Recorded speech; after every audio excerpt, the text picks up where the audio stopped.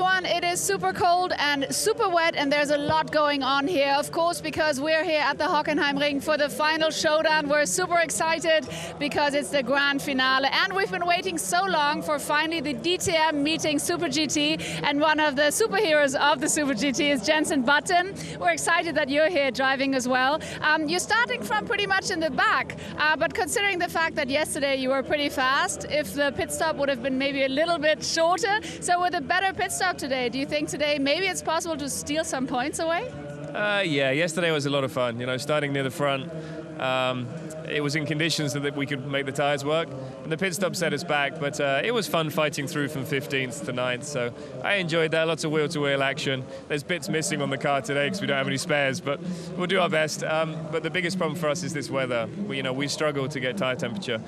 Super GT, but especially this car, because the tires are made for a front engine car, so we don't get the front tires working and we damage the rears, so it's really, really tricky, but we'll do our best today. I'm sure you will, and also, I mean, considering the fact that the weather is terrible, maybe we'll get a safety phase or something, so maybe you have a chance there. Yeah, we'll see, but I think the weather is supposed to calm down halfway through the race. I really hope it does, especially for the fans here. You know, it's tough being here in this rain. It's great to see so many people here, even though it is pretty horrific conditions. Looking around here, it looks like they're all coming to see you. So Jenson, it's fantastic having you. Best of luck for the race. Thank you very much, and now to the commentator. Great to hear from Jenson Button, who is one of the Super GT stars that's gracing us with their presence this weekend, the final weekend of the season. Welcome to a rain-swept Hockenheim and the thousands and thousands of people that have made their way here to this extraordinary 4.5-kilometer circuit. It's about an hour from Frankfurt, maybe an hour and 30 from Stuttgart.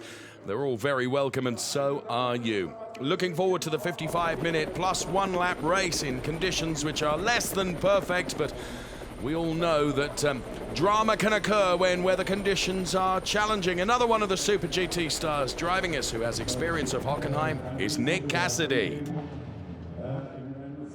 All right, and now I'm here with Nick Cassidy from Super GT. You were Super GT champion in 2017. Now you're racing here with us in the DTM. So starting from P16, what do you think? Where can you go from here? And what are you expecting for the race? Oh, firstly, I'm just really excited for my first DTM race. Yeah, awesome to be here this weekend. Obviously, my teammate drove yesterday, and I didn't do many laps in practice, so qualifying was a struggle, but just excited to get the race going. And the weather, I mean, it's still raining, so anything is possible. Maybe that's good, right? Yeah, sorry. What's that? Sorry. All right. Anyway, anything's possible. Yeah. Didn't see that coming. We'll give it a good shot and try our best. Thank you very much, Nick. Best luck. Back to the commentator. An extraordinary interruption there. Nick Cassidy, who is the best of the Super GT drivers with regards to qualifying, of course, raced here in the FIA Formula 3 European Championship. Nick Cassidy going from P16 on the grid. Pietro Fittipaldi, P21, right at the back of the pack for Pietro Fittipaldi. Grandfather Emerson Fittipaldi was on the grid yesterday, and there he is, the independent WRT Audi driver then in these really rather rotten weather conditions, and you can see right at the back of the pack for Pietro Fittipaldi. This, though, is the car of Ronnie Quintarelli for Nissan GTR Nismo, the GT500 car of Ronnie Quintarelli. His teammate Sugio Matsuda drove the car yesterday, but Ronnie Quintarelli in the car today, and very much looking forward to this DTM and Super GT race occurring here at the Hockenheim circuit. Of course, towards the end of November, we head off with DTM to Fuji with the dream race. So looking forward to that towards the end of November. At the sharp end of the grid this afternoon, Nico Müller will be going from pole position. Now, it was actually Mike Rockenfeller that set the best time, but he has picked up a 5-place grid drop. More about that in due course. This is Jenson Button then, the Honda NSX GT car, which is driven by, or engineered by Team Kunimitsu. And Jenson Button then, the driver of that car. Great to see Jenson here at Hockenheim once again. Of course, Super GT champion and former Formula 1 champion as well. And Kazuhiro Kojima, the team director for Honda Team Kunimitsu, there on the grid as well. So talked about the weather conditions, plenty. Weather conditions were like this for qualifying as well, so all the drivers having to compete in less than perfect conditions. So at last the Super GT cars join the DTM cars, a dream come true, and the chairman of the ITR, the DTM organizers, is Gerhard Berger. We have been waiting for this so long, and here's the man who has fought for this so hard, Gerhard Berger, the DTM boss. It's fantastic. I mean, finally DTM meets Super GT. So what does this weekend mean to you? And also, of course, looking at the Dream Race in November, what does it mean to you? Well, yeah, that's one of our highlights, of course, this season, to come here and have the Japanese colleagues here with 3 manufacturers. That means having 6 manufacturers in the starting grid is great to see, and great step forward. Obviously, unfortunately, we've been not too lucky with the weather, first for the fans, of course, but also our Japanese friends struggling with setting up the car under these conditions. So they should perform better than they are doing at the moment, and but that's related to this preparation for these weather conditions. But nevertheless, the fans are very happy to see them here. We are happy to have this first step done. In a couple of weeks we are in Fuji, and then we try to do this step 2. That's going to be super exciting as well. And despite the terrible weather, I can only see smiles here. So I think you did everything right. Yeah, but it looks like a December day, but no, it doesn't matter. Usually this weather gives good races, so let's see. So let's see. Thank you so much, Gerhard Berger, and back to you. Thank you very much. So Gerhard Berger then delighted with this cooperation, and of course he and many have worked hard to make it happen, and delighted we are as well. Team Director Lexus team there, as you can see on screen as we look at the Sheldon van der Linde BMW car going from P15 on the grid. I mentioned in the qualifying show his brother Kelvin is here. I spoke to him earlier on this morning. Kelvin van der Linde, of course, champion in GT, and he secured that championship just a week or so ago. So well done, Kelvin, here supporting his brother Sheldon van der Linde. Of course, another voice that we'll be hearing a lot of, courtesy of Super GT, is Amy, who we hear from now. We have been looking forward to this race weekend for such a long time, because finally DTM meets Super GT, and Amy is with me. And Amy, you're hosting the Super GT in Japan, and now finally you guys are here racing with us. What do you think of this weekend so far? Yes, Serena, that's correct. I'm hosting the Super GT right now. Yeah, I've been following the Super GT for the past 6 years now, first in the pits and now as English commentary, and it's like a dream come true for us. We've been dreaming about this like for such a long time. And it's like the very first step of new history, I believe. So I just wish it was a bit better with the weather, because we could have been much quicker in the dry condition. But well, still we hope the Japanese teams can, do the best and show us what they got. And also we have the final of the Super GT race coming up in Japan in Motegi in the first week of November. So I hope you guys check in there. And also, the Dream Race. I'm super excited about that, and yeah, so it's all of excitement today, and yeah, we'll see how it works out for them. Yeah, I'm sure it's going to be very exciting, and I love the rain because anything is possible. So it's definitely going to be exciting. And now, thank you, Amy, and back to the commentator. Oh, thank you so much, Verena. Well, Amy will be winging her way up the stairs into our commentary position in just a few minutes' time to join me on the air. As we can see, Paul di Resta and Jensen Button renewing their acquaintance down there on the grid at the moment. And there is the number 62 car of Ferdinand Habsburg. Ferdinand Habsburg goes from P12 on the grid. And Jake Dennis, he could be a danger man in this race, going from P11 on the grid. His Aston Martin Vantage DTM car, the quali time of 1:52.242 for Jake Dennis. And Loic Duval with a very serious look on his face. So Loic Duval there, who will be going from P10 on the grid. His quali time was 1:51.994. The weather conditions are horrific. However, the race will be red hot. I'm sure of that. And as I say, Loic Duval will be going from P10 on the grid. And in due course, of course, we will get to the sharp end of the grid. And there once again is Emerson Fittipaldi here at Hockenheim as a guest, of course, of Pietro this weekend.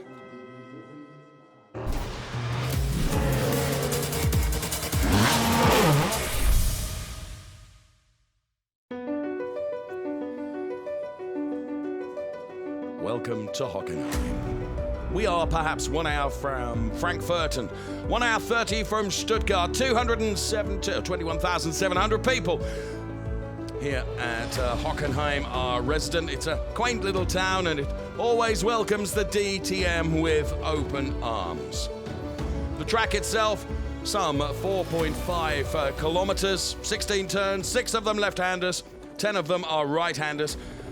Factor this in, some 44 gear shifts per lap, top speed, well, 295 kilometers per hour in good conditions, and it's far from those today.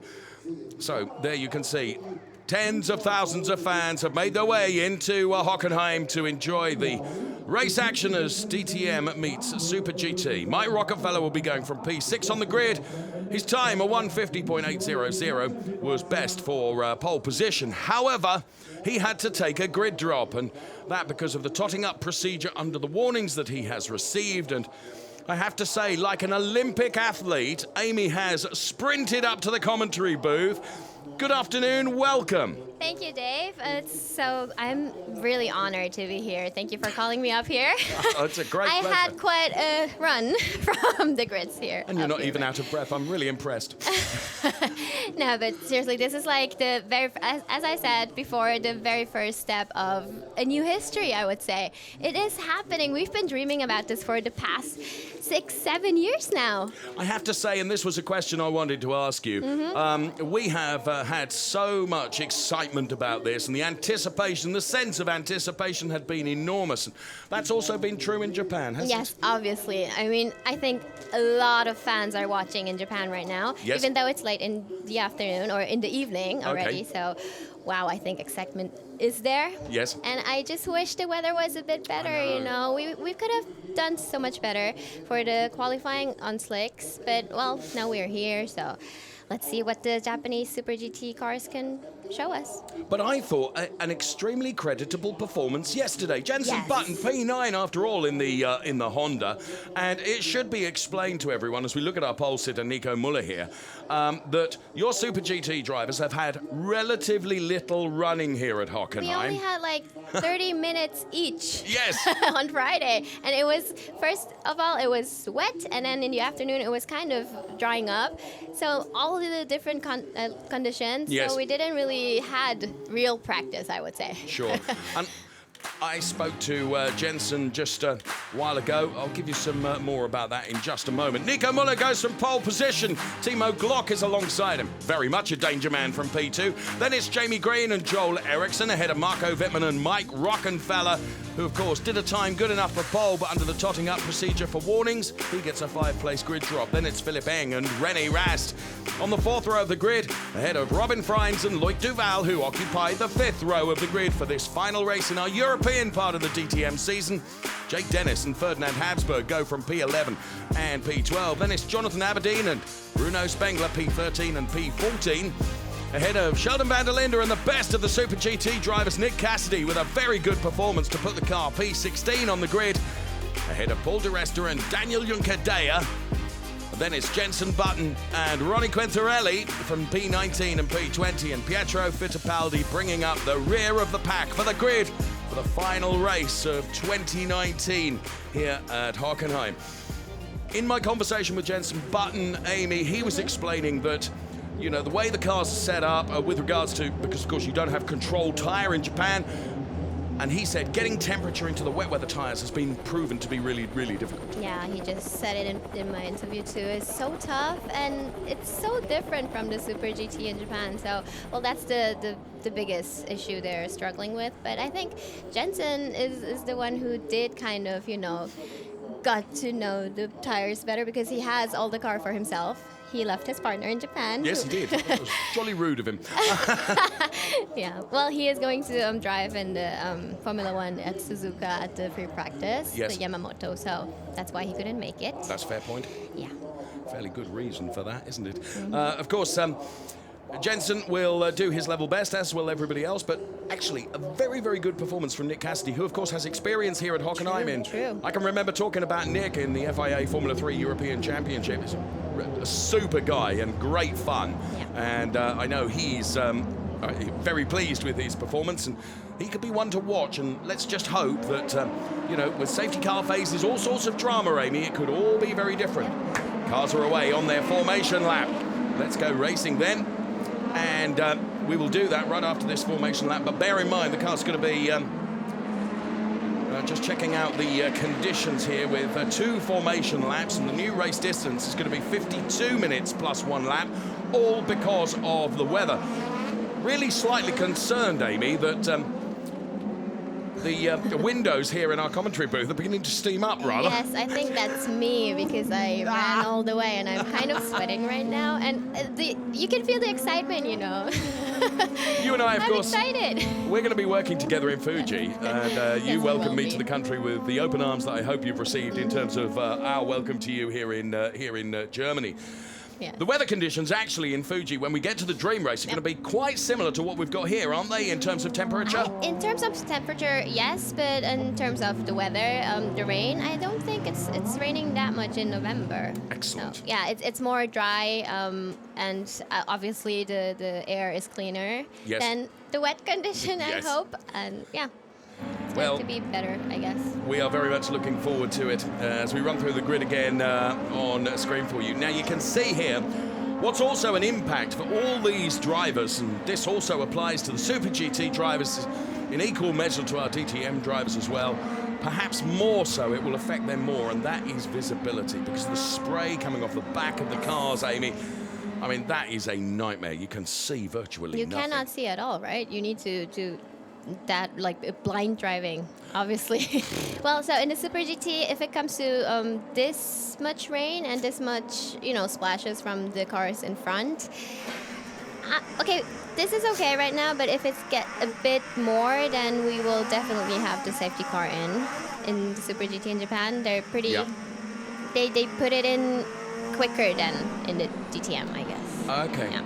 Okay, well, that's interesting. We were on board there with Ronnie Quintarelli, who was showing us that visibility from his perspective wasn't at that point too bad, but of course the cars are not up to racing speed because they are behind this formation lap, 2 formation lap system that we have at the moment, with the new race distance cut down to 52 minutes plus 1 lap. Dr. Florian Kamelger, the team principal of our Motorsport, just out of shot there was the former head of Mercedes Motorsport, Norbert Haug, who's here this weekend as well. We're on board with Paul de Resta. And the lights on the left-hand side, or either side of his dash, indicate when the wheels are spinning. And, well, one very happy man there, of course, because Audi Sport Team Rosberg taking the team's championship yesterday, courtesy of this man's supreme performance. Look at the understeer René Rast had then, just as he gave it an absolute footful. This is the Parabolica running up towards the hairpin.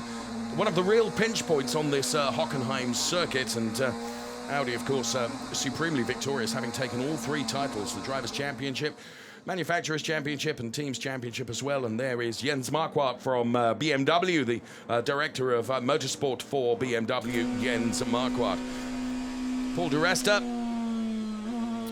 he too heading up towards the hairpin. I think that's where we are. And yes, indeed, they're all the supporters and fans that have made their way into this Hockenheim circuit for the weekend. 4.5 kilometers, 16 turns of them, all of them a challenge, 6 left and 10 right. And, well, we're on to the second of the 2 formation laps. Marco Wittmann, Mike Rockenfeller, Philipp Eng. Then we see René Rast. And there is our pole sitter, Nico Müller. Now, Amy, Nico Müller, of course, in the DTM championship was pushing René Rast all the way to Nürburgring, and then he had a torrid weekend at the Nürburgring. So, of course, he wants to finish the season with a flourish and take the win here. As we can see, the discussions going on inside one of the Super GT garages. And I wonder if this is a problem for Paul de Resta as he's coasting the car, Amy, to a halt. Oh, well, it felt very different on the tyres. What a fuck. Please excuse Paul de Resta's colourful language, as he's had a torrid weekend as well. The new race distance is going to be 49 minutes plus 1 lap. And the reason I say that Paul de Resta has had a torrid weekend, I don't know if you saw this, Amy, but in qualifying, free practice. Final free practice. Remember to stick, Paul. A bracket on his steering column broke. which pitched him into the wall. So he really has had a rotten end of the season as Paul di Resta, which is such a shame. He makes his way out of the our Motorsport Aston Martin car, which has failed before even a racing lap has been completed. So yeah, obviously not how you would want to end the season, right? Of course not. So Paul then with real problems. Now, just looking on the screen to see if that car has been got to safety, whether that's going to cause us a problem within the race start, as Nico Müller weaving from side to side, Timo Glock doing the same. Jamie Green is absolutely not. So there is Paul di Resta. Of course, his position on the grid means that advantages Jenson Button and Ronnie Quintarelli as well, because they'll have a gap ahead of them, won't they? Mm-hmm, they will have, yeah. So the cars then making their way towards the grid. They're heading in towards the stadium section of the track now here at Hockenheim. So this, of course, a very different track to the track we're going to experience at Fuji, isn't it? Very different. The Fuji Speedway is like a high-speed track. It's yes. Yeah, a lot of rhythm, a lot of ups and downs. So, wow. Will you and I get an opportunity to run the track before the race weekend? Yes. Yeah, I think you might do 2 laps for my one, probably. The way you got up here, don't think I'm gonna be any competition to you. It's a long track, so. Perhaps we'll cancel that plan now. What a silly idea of mine.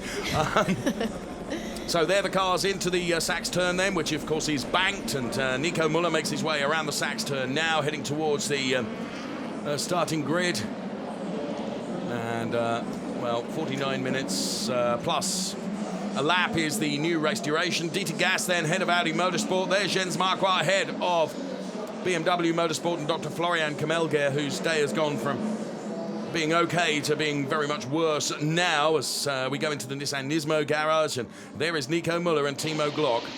Let's hear Nico Müller guided into his pit box now by his engineer.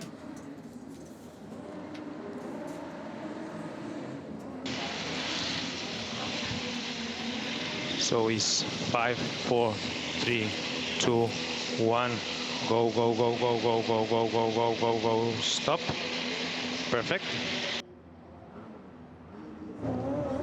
So Nico Müller then into his grid box as the rest of the cars make their way into their boxes too.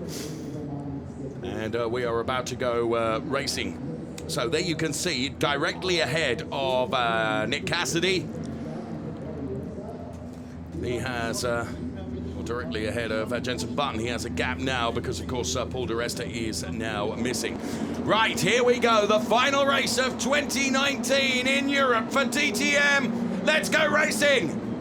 So Timo Glock bolts down. Jamie Green also, and Marco Wittmann with an absolute flyer. So too Mike Rockenfeller.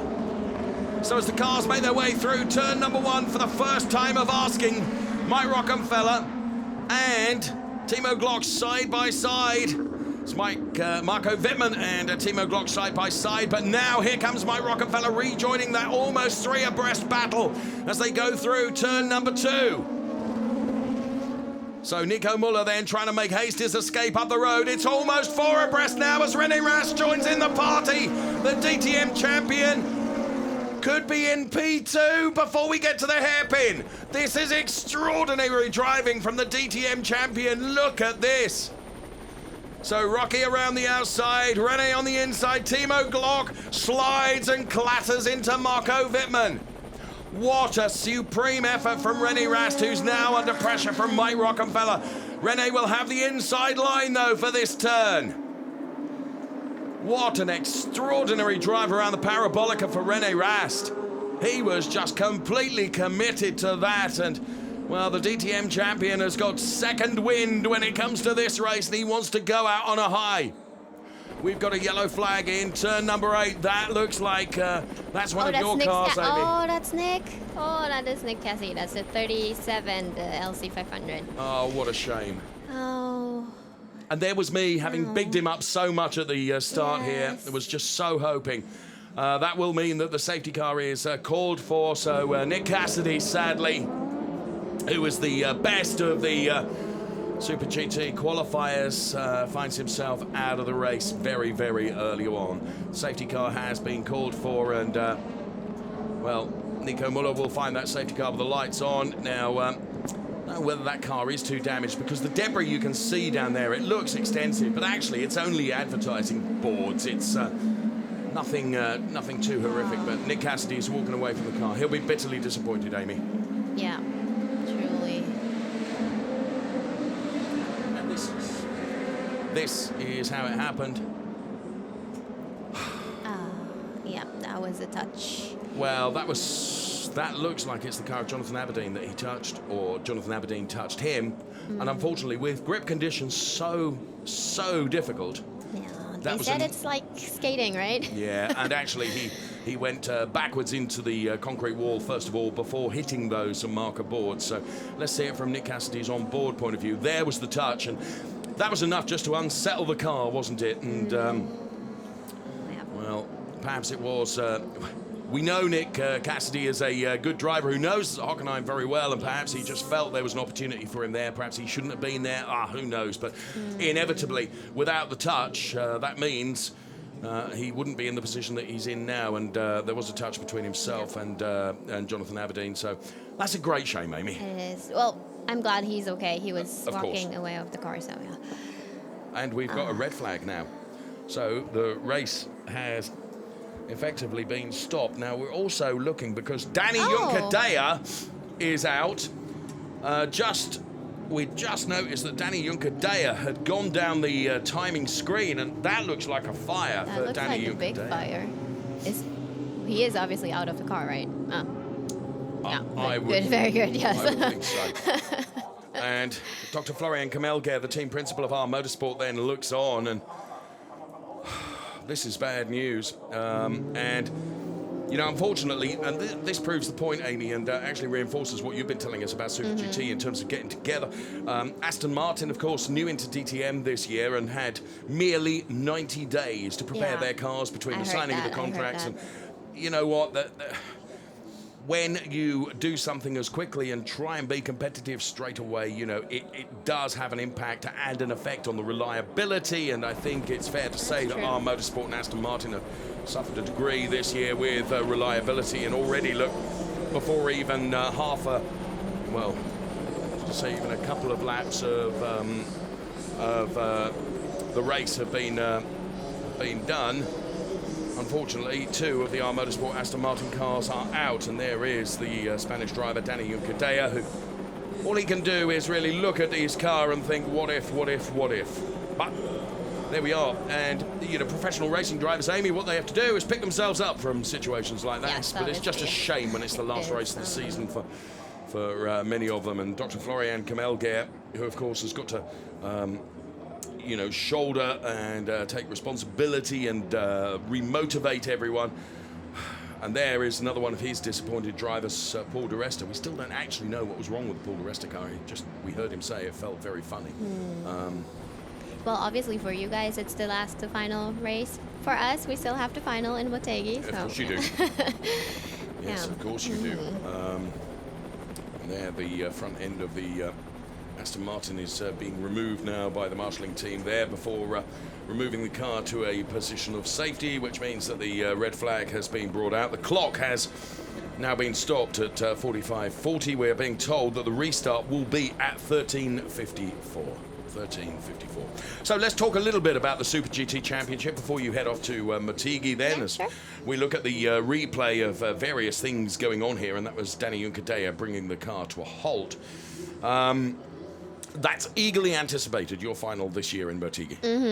It's in the first week of November. Yes. And the conditions are really, it is going to be cold, but very clean race, because we have this uniqueness of the weight handicap during the whole season, which stacks up. During like every race, you get some new weight handicaps, so you get heavier. And on the second last race, you get the half weight of what you have stacked up. Yes. And on the last race at Motegi, we have no weight at all, so it's a clear fight. Wow. of all of the machines. So yeah, it's going to be interesting. And the championship, there's still a possibility for a few cars to... I was going to say, it's 4 or 5, isn't it? It's more of, yeah. Yeah. And how many cars will be on the grid for the championship final? So that's another unique point because in Super GT we have the 300 class and the 500 class racing on the same track. So all in all, it's going to be 45 cars on one track. Yes.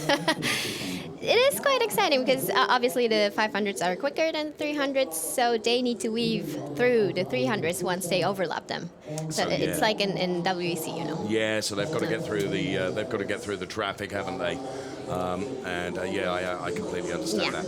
Right, the cars have been brought to a halt then on the grid. We have got a red flag and. Restart, we are told, is going to be at 13:54. So all the engineers rush onto the grid then, and what a dramatic start to the final race of the season. DTM, nothing if not entertaining, that's for sure. Let's hear from Dr. Florian Kamelge, who must be bitterly disappointed. Let's hear from him now. All right, so let's find out what the issue is with Aston Martin. Dr. Florian Kamelge, first of all, Daniel Juncadella, what happened with his car? Why was it burning and fuming? I only know what you guys know. I saw the pictures. We had him saying on the radio, something's burning. I stopped the car and get out of the car, and he said he reported he's all right, and we could see him standing outside. So thank God he is out of the car, and everything else we don't know. Okay, so we'll find that out later probably. And also Paul Di Resta, you also lost his car in the beginning. What was the issue there? It seemed to be something with the engine. He said something with the engine is wrong. I stopped the car, and that's, again, not a thing which we had to investigate further on. All right, well, thank you very much. Best of luck for the other 2 cars you have in the race. So when we get going again, best of luck. Thank you very much, and back to the commentator. Thanks, and well done, Verena, for getting hold of Dr. Florian Kamelge then, as Danny Juncadella's car is, well, look at that. In terms of putting out the fire, it makes a real mess of the car, doesn't it? And Paul Di Resta, then all we know is that it was an engine fault of some description. Dr. Florian Kamelge is able to offer us no further information. Jamie Green is under investigation for leaving the track and including an advantage. Well, we'll see if Jamie gets a penalty for that. So what we've got now is, where are we? Local time is 13:47:30, and the race is going to restart at 54. So don't know whether it was turn 1 where Jamie Green was under investigation for. Lots of the cars run, of course, wide in turn number 1. And Sven Stopper here, the race director, Amy. I'm not going to say he turns a blind eye to turn 1 in the first lap, but in the normal race conditions, turn 1, everyone runs wide to avoid contact. And I think he's certainly more lenient through turn 1 at the start of the race. So it's only conjecture on our part that that's where Jamie Green is being investigated for. So Nick Cassidy out. That means that we have Ronnie Quintarelli and Jenson Button remaining. Ronnie Quintarelli P17 when the race was stopped. Jenson Button P18, and there we can see the back end of the Honda car of Jenson Button. It's the very last row, the 2 Japanese cars. Well, I hope they're gonna, catch up a bit. But the conditions, as said, the tires are so different than the ones in Super GT. So we're learning out of this race, and I hope for all the best. And it is so sad to see those cars being fished out. Yes, but it's only one. And with due respect, Amy, I don't think that was Nick's fault. It actually. Wasn't. So, so when it comes to Super GT and the DTM, you having watched the race yesterday, of course, and you saw 1 or 2 penalties put into the system yesterday. How does this differ to the way Super GT is controlled? Are your race directors hard and fast and rule it with a rod of iron? They are much harder on regulation, I would say. No, because in Super GT, we're not allowed to touch. Right. Not at all. Not at all. You will get a penalty if you touch them. So you need to make your way out of the, touches and then overtake. Right. So it's a bit different, and that's what Jensen said yesterday in the press conference, that he really enjoyed the touching, actually, because he never gets to touch. Because he can't do that. Yes. Well, Jamie Green is going to have to give a position back to Joel Eriksson. Here's a replay of the start, Amy, and you can see that Timo Glock really bogged down. So too a number of other drivers, including Jamie Green, but once The rocket ship start from, look at Marco Wittmann, and all the way around the outside of Timo Glock. Now that's it, Amy, what I was saying about how Sven Stopper takes a lenient look at turn number 1. This man, though, that we're on board with now, René Rast, my goodness me. Look at him just weaving his way through so many cars.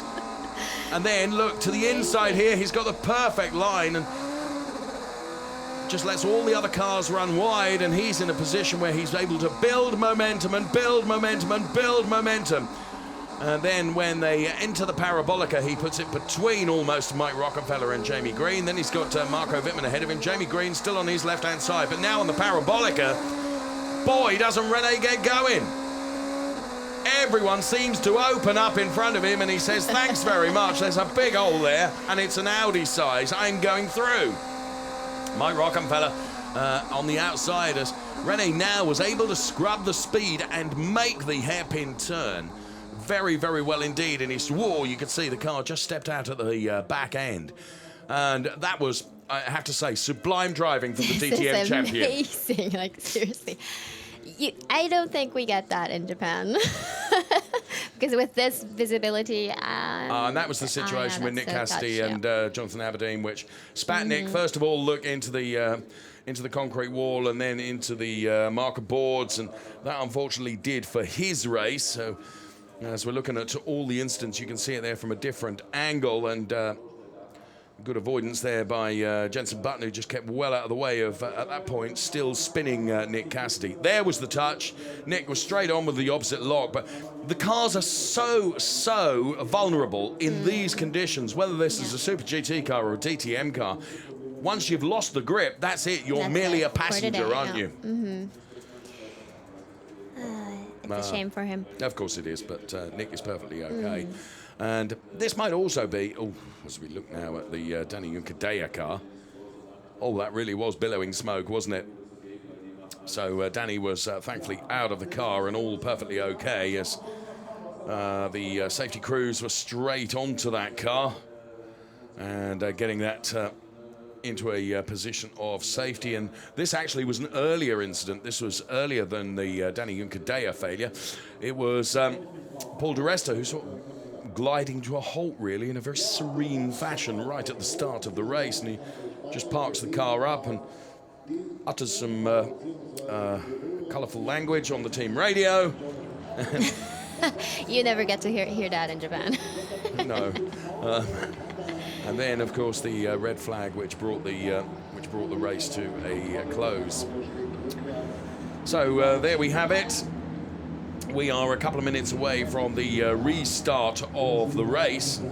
I suspect that the duration might be reduced a bit, but that will be down to race control to decide. So we're Philippe Eng is under investigation, infringement of the 3-minute rule. So Philippe Eng under investigation. So that presumably is with regards to engineers being on the grid for a period of time between the restart. Ronnie Quintarelli we're on board with here, the Nissan Nismo car. So the best of the BMWs is Marco Wittmann, who is P4, Jake Dennis for Aston Martin in P11, and there is a damaged Danny Juncadella car, and best wishes offered to Nico Müller's car. Very often see engineers being quite so emotional about a car, Amy, do we? Very lovely, isn't it? So no Indianapolis restart. Ordinarily, you see, when it comes to a restart, Amy, we put the cars side by side, but that is not going to happen. Oh, it's not, because I kind of enjoyed it. Oh, it's brilliant. It's brilliant, right? Love it. That was amazing. I've seen it before, but what a shame. Yeah, I'm all for showbiz in racing, but unfortunately, in these conditions, that's not going to happen. The cars will be one by one behind the safety car. So 45 minutes, clock is ticking down now, so there Jenson Button then, who is currently at the back of the pack, but only currently. It may not stay that way.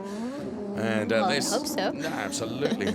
He'll he'll fight, and as was proven yesterday, to finish in P9, it was a supreme performance from Jenson Button, who when he jumped out of the car, Amy, he was just so elated. He was. He just loved it. Yes, he loved it so much. Also under investigation for that 3-minute rule is Pietro Fittipaldi, as we're on board with René Rast now, who lightning quick at the start of the race, and of course his arch enemy when it came to the championship is ahead of him, Nico Müller. And for pride, if nothing else, Nico Müller will want to stay ahead of René Rast because, of course, he lost out in the championship to René, who has been clearly superior, as the cars take varying lines around the hairpin there. And we are behind the safety car, but the safety car is going to come in at the conclusion of this lap, so we will go back to racing. And René, of course, as champion, he's done everything he needs to do. He'd still like to win. He'd like to win the final race, wouldn't he? Yeah, would like to, and maybe throw some more shoes, I guess. Did you see that yesterday? He threw his extraordinary. That was amazing. I've never seen that before. Having a conversation with him, and he was saying about how, because he's very, very big on social media, and he listens and communicates with his fans very well indeed. And he'd asked his fans what he would like, what they would like done at the end of the race. You see, and they said, well, maybe your gloves, maybe your boots. So where does it stop, René? Your fire suit, your socks? I mean, what? Yeah.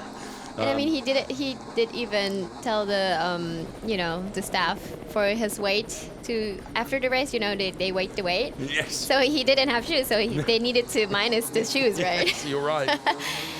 You're right. All for the fans. That's Absolutely. incredible. It's it's showbiz, isn't it? We've got to entertain, and entertain we do. As Super GT join us here for the final race of the DTM season, and here comes Nico Müller and René Rast. And René has anticipated really rather well when Nico was going to give it a footful of the loud pedal as we go back to racing again. Nico Müller just 4/10 ahead of René Rast as they break away by about a second ahead of Mike Rockefeller in these really rather horrible conditions. And in comes Ronnie Quintarelli, I believe, straight into the pit lane. We can see from our commentary position, sure enough. Well, what's happening here is rolling of the dice in terms of strategy. And they go to work on the Ronnie Quintarelli car, but I think there's going to be a potential overtake here at the end of the Parabolica as René Rast, who must be able to see absolutely nothing because he's right behind Nico Müller. This is so close. Nico Müller then makes the car as wide as possible, which of course is his right to do. René will now probably try and get underneath, but Nico prevented even that happening. So René now is really pushing Nico Müller for the lead of the race, and Nico's saying, I'm having none of it. He retains that P1 position. So P1 Nico Müller, P2 René Rast, P3 Mike Rockefeller. Pietro Fittipaldi gets a drive-through penalty for the infringement of the 3-minute rule, so his P16 has gone for a Burton now, hasn't it? We wait to see if Jamie Green, who was under investigation for the same issue as Loic Duval and Philippe Eng do battle here. And Philippe Eng gets a drive-through penalty for that infringement of 3-minute rule as well. So, of course, Jamie Green was under investigation for something else. It was leaving the track, wasn't it, and gaining an advantage, and he had to give the position back, and now he's on the inside of Joel Eriksson, so my apologies there, getting in a muddle with the penalties that have been awarded. So, both the cars of Philippe Eng and Pietro Fittipaldi having to come in for a drive-through penalty for breaking that 3-minute rule, and Philippe Eng dives in right now to take his drive-through penalty fairly early on. And Ronnie Quintarelli then, who's been in for his mandatory stop, finds those cold tyres, those cold wet weather tyres, even more difficult to deal with as Joel Eriksson and Loic Duval. Wittmann and Glock, no further action for them for leaving the track and gaining potentially an advantage. So the order is Müller, Rast, Rockefeller, Wittmann, Glock, Green, Eriksson, Duval, Freins and Jake Dennis, the best of the R Motorsport Aston Martin cars. JB comes in as well, Jenson Button then. Oh, and that was a vastly superior pit stop to yesterday. Well, yesterday that was an issue, the rear right tire got stuck, so, well, yeah. 8.8 seconds, that's that was good. quick. Ooh. Nice work, guys. Yes, well done. JB could be one to watch come the end of the race, and that's only 39.5 minutes away, plus a lap, because of the safety car and other such dramas that we have had, including the race suspension with a red flag. So Müller, Rast, Rockenfeller, Wittmann, Glock, Green, Ericsson, Duval, Freins. The order in have been Jensen Button and Ronnie Quintarelli for their mandatory stops. Of course, with Super GT, Amy, you normally have drivers that change as well as not only the... We do have fueling and tire change and a driver's change, because we share the car with 2 drivers, sometimes 3 drivers. So it usually goes up to 35 to 40 seconds. Which is still lightning quick, isn't it? It is super quick. That is super quick. And the teams which are here right now are probably the quickest in the Super GT 500s, I would say. So, yeah, I think they got used to the DTM driver stop, to the pit stop, I guess. They've done really well. They've done really well. So, Rennie Rast on a 1:55.502 is really pushing Nico Müller now. He was much quicker as now. We've got a whole gaggle of cars coming in. We've got Mike Rockenfeller. Oh, wow, that's a lot of cars in the pits. That's huge. Look at this. Mike Rockenfeller, Marco Wittmann. I can see Robin Freins. And there are a number of others as well. Sheldon van der Linde is one of those. Jake Dennis. Martin is coming. There is Jake Dennis. Also in is Fittipaldi. Is Wittmann going to get him? No. There's Timo Glock. Crikey, if you were stood there with a car park ticket machine at the end of the pit lane, you'd have done all right this one, wouldn't you? 1, 2, 3, 4, 5, 6, 7, 8, 9 cars came in that little sweep. And out they go again. So, Mike Rockenfeller ahead of Marco Wittmann, then it's Timo Glock, and there is the number 21 car of Pietro Fittipaldi, who of course has not taken his mandatory stop. He's been in for a drive-through penalty. So, drivers on the new wets. This could change the shape of this race, as the cars are on the Parabolica now, and Marco Wittmann is under investigation for an unsafe release. Now, I think that... of course, what they were trying to do was undercut Mike Rockenfeller, I think, from my memory.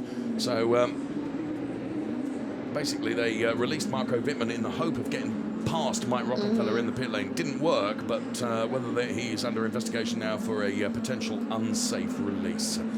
We'll see what the race control think of that. Let's have a look here. We can see it. So, who was he unsafe released into the path? Oh, well, there you go. It was... he did touch someone from Aberdeen. That was close. Oh, he did touch, obviously. Yeah. So let's see it from this. Oh, well, that's a slam dunk, isn't it? There's no question about. There's no need for the investigation. there was proof. Rast has got past Nico Müller. Nico Müller is in. Really good pace. Nico Müller has come in. So yes, Rennie Rast has got past him, but the reason for that is Nico Müller has come in for his mandatory stop. Oh no! One of the engineers slipped over. Track is clear. Go, go, go. Eng and Fittipaldi had a drive-through. It might be possible that you meet them. Now, that engineer slipping over. We talk about the conditions, of course, for the drivers. Well, the conditions are not very nice for the engineers either. As well, yeah. Cool. I can remember a DTM race in Budapest when the rain came down, and my goodness me, it became an absolute skating rink in the pit lane, and that poor engineer there just falling over, and that added a couple of seconds to that pit stop. And sure enough, I said it was going to be slam dunk. Marco Wittmann gets a drive-through penalty, so that's the end of his final race, Amy. So there he is ahead of Loic Duval. Of course, Marco Wittmann stopping on lap 5, Loic Duval stopping on lap 6. So Loic Duval desperately trying to generate some temperature into those wet weather tyres. You know, talking about Duval, obviously the fans in Japan, they are cheering for him too, because he used to drive in the Super GT for a long time. Yeah. And he's a lovely guy. He is a lovely guy, yes. So Loic Duval, one of the Super GT fan favourites, former champion. Yeah. And there is Timo Glock. Timo and I have this this saying that we say, because Timo once said in an interview that it was with his big battles with Gary Paffett, I am the old man's of the championship. Okay, we are overcutting Müller. Here All comes other Rast. people have pitted already. Slow pit stop Müller. 23 laps to go. So, Audi Sport Team Rosberg need to go to work and work well on this pit stop for René Rast, for him to be able to undercut Nico Müller. 7.2. The only one who hasn't pitted is Jamie Müller on start finish. Now, here comes Nico Müller. Now, Nico Müller, of course, Amy, he's had a lap or so, hasn't he, to put some temperature into the tyres. René has not. Green, Ericsson and Spengler are all in clean air on the track. Well, that will make a big difference because visibility is better. As we watch this battle, we hear from Danny Juncadella, who sadly has had to retire from the race. So now let's find out from Danny Juncadella what happened. We talked to Dr. Kamega earlier, and he didn't know what happened, but by now I'm pretty sure you have some sort of explanation for the incident. Yeah, I mean, I heard a weird noise in the engine before the start, but took the start as normal. The start was good, was actually very good. And into the first corner, everything was okay. As I approached turn 2, I saw an alarm on the dashboard. I couldn't really hear much because you have a lot of cars around you, and then I heard that the engine was off as a security mode, but I think it started burning. I don't know the reason, but something major broke in the engine and it started burning, so I had to pull to one side. It's not the best way to finish the year, but yeah, we need to analyze what happened because it's the second race in the wet that I had to retire the car after 2 corners. It's the same issue, I think, so we need to analyze. All right, thank you so much, Daniel. And back to you. Well, Danny Juncadella then. What a fight going on here between René Rast and Nico Müller. René Rast there, just grip. Very, very difficult for him, and Nico Müller, oh, and you could see the back end of the car whale-tailed there, Amy, but he managed to hold on to, oh! It's like floating. with well, that's obviously new tires, yeah. Obviously, René's experience, he was able to hold on to that, and, well, a scary moment. So, they will continue to battle, I have no doubt. But for the moment, Nico Müller is ahead of René Rast, ahead of Mike Rockenfeller and Timo Glock. And I'm talking about the drivers pre-pit stop because those that have not stopped yet are Jamie Green, Joel Eriksson and Bruno Spengler. So effectively, they're P1, 2 and 3 for Audi, BMW and BMW. So Eriksson and Spengler P2 and P3, Jamie Green for Audi. So our calculations are that we need around about 40 seconds in and out in terms of the pit stop as Jake Dennis here sliding into the side of Loic Duval, one of the Super GT fan favourites, and there the reaction from Mr. Danny Juncadella, who once again you can see his shaver is broken.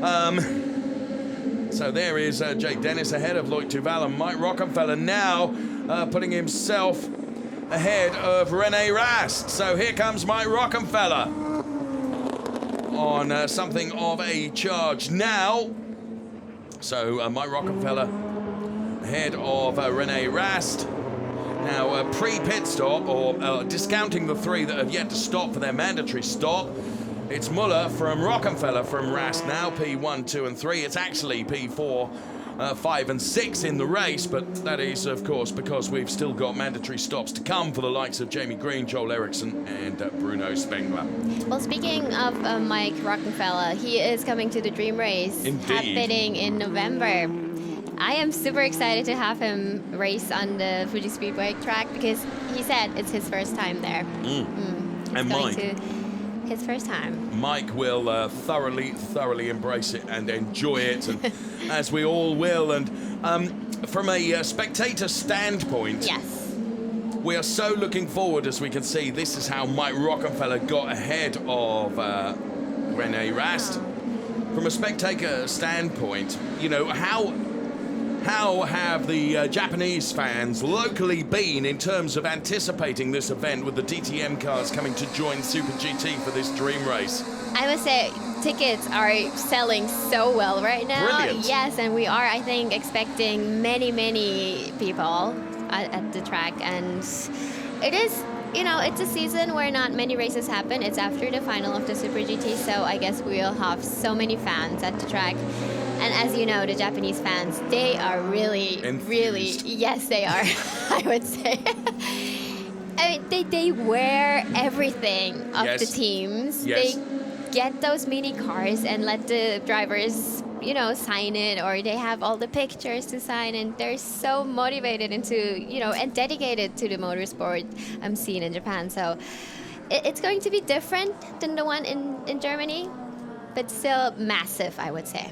And one thing that, a bit like DTM, that Super GT is renowned for is the fan-friendly nature of the whole paddock. It's like here at DTM, and that's something that has been developed over the last few years, that everyone really wants to embrace the drivers, and of course they are their heroes. Before we speak about that, let's hear from one of your drivers sadly out of the race, the Super GT driver, Nick Cassidy.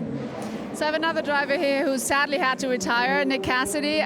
Talk us through what happened from your point of view. What happened? Yeah, it's sad. It sucks. I just touched with an Audi maybe. Jonathan Aberdeen. Okay. No, I mean, it didn't really matter who it was. It was not really his fault. Just one of those things. First lap in the rain. Obviously, on the inside line, it's on the rubber, and I kind of expected to have a bit more grip than I did. Ran wide and touched with him, and it spun me around, so the race was over pretty quickly.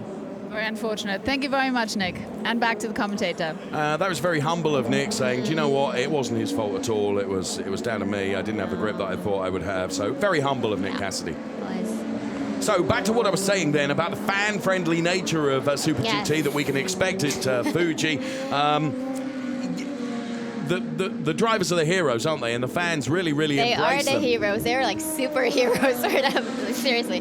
We have at the pit walk, you can't walk straight through the fans, you know. It's such a crowd, and wow. And you know what? We also have the race queens, we call them. Oh, so they're like get back to the race, maybe. This is Timo Glock. Timo Glock, who well, he wants to finish with a flourish this season because he's had a very up and down season, this Timo Glock. And René Rast and Timo Glock having a bit of a fight here. I wonder whether René is struggling with this car following his mandatory stop because, you know, he has... Oh, you can see the back end of the car step out of René Rast then, and he is significantly slower than Timo Glock, looking at the timing screen. So Rast is, I think, driving through perhaps something of an issue that he has with this car, because up the road, Nico Müller and Mike Rockenfeller have completely and totally disappeared. They're not even in the same camera shot now. So basically, Rast is trying to make the car as wide as possible to prevent Timo Glock from coming through. But thus far, he's been able to do that. So René Rast, who's showing as being in P6, is actually P3 in real terms when you factor in that Jamie Green and Joel Eriksson and Bruno Spengler have to stop for their mandatory stops. We've got 26 and 3/4 minutes left in the race, plus a lap, of course. And René Rast for now. I wonder whether there's an intermittent problem that he's finding with the car, as Nico Müller then is skating his way around, and so too is Mike Rockenfeller. So, Amy, back to race queens. The race queens, yes, we call them race queens. It's like the grid girls. Yes. We have here too, from Post. But they have all the costumes from the team, and it's something special and unique for the Super GT series, and yeah, I think you will enjoy it too, I guess. I think I probably will, yeah. I mean, it's good to have more, you know, female women on the track, because it's said to be a male sport. So, which I am also glad that you guys called me up here as a female commentator, which is not usual in Japan yet. Oh, right. Well, so, yeah. You're doing a very good job, and of course, you're absolutely right. I mean, we've had the benefit, of course, of having the single-seater W Series as part of the DTM support package for much of the season. The first female-only racing series, the W Series, which has been so successful in those Formula 3 cars. There was one Japanese girl driving. Indeed so. I met her a couple of times during the course of the season. This is Robin Freins that we're watching now, and René Rast then, who is still ahead of Timo Glock, and There you can see over the last 3 laps, the gap between René Rast and Robin Freins, as Robin Freins is closing in on the back of Timo Glock. Now, theoretically, it would appear that René has upped his pace. I think there's 2 things in play here. Number 1, he's got the tyres into the window of working, but I'm not convinced that he dropped so much, whether there was a problem at some point, because when you compare René Rast's time of 1:53.591 of that of Nico Müller, a 1:52.559, the difference between the 2 of them is absolutely enormous. Jamie Green, Joel Eriksson and Bruno Spengler are P1, 2 and 3 at the moment because they have not stopped, and Jamie Green is some 2.4 seconds ahead of Joel Eriksson. Now, we were saying that theoretically 40 seconds is needed for pit in and out. At the moment, the gap is 36 seconds.